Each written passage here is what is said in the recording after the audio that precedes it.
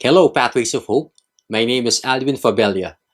Today, let's reflect on Luke 10, verses 25 to 37. This gospel is called the Parable of the Good Samaritan. It speaks about a man who was traveling and he experiences a terrible misfortune. A man was going down from Jerusalem to Jericho and he fell among robbers, who stripped him and beat him and departed, leaving him half dead. And then three men passed by the same road where this man was lying there, half dead. The first one was a priest. He saw the man. He ignored the man. He crossed the other side of the road and went on. The second man was a Levite who did the same thing as the priest. The third one was a Samaritan.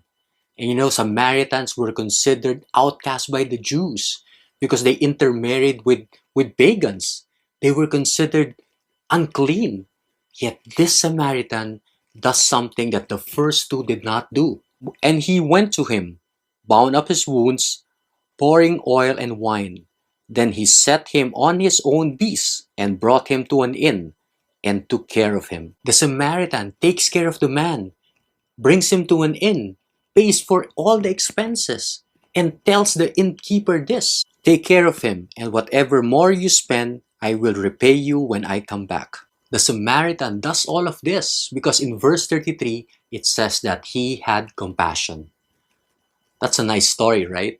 How does this apply to you, to me, and to everyone else? We are like that man who was beaten up, robbed, and left half dead on the road.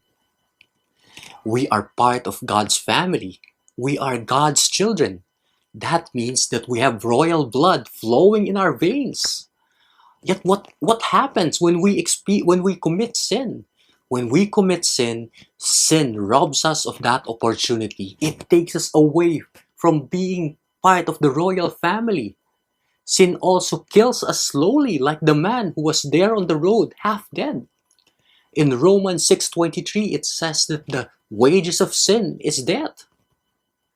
And look at our story. Who comes to save us? The Samaritan was a stranger in that town, and a stranger also saves us. He is not from our world. He is from the heavenly kingdom, yet he comes down on our world, becomes man like us, and saves us. He takes care of us. He brings us to his inn. He brings us to his church. And he promises that one day, he will return to save all of us. What is the message that I want you to reflect on in this particular week? That we are called to love everybody. And we are called to love like Jesus loves you. What kind of love is that? Loving everybody unconditionally. If this video has blessed you, please like and share it to all your friends. Help us to be a pathway of hope to others. God bless your week.